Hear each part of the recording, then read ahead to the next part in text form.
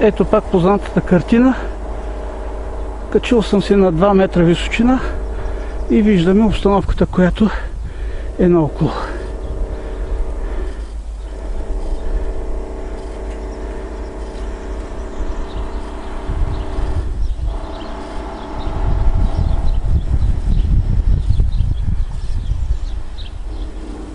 Тези неопределени форми спокойно могат да бъдат определени като петна на Рершах, проявление на вътрешното върху неизвестното външно, и макар много да не се иска да има уфологичен проблем, не можем да го намерим тук.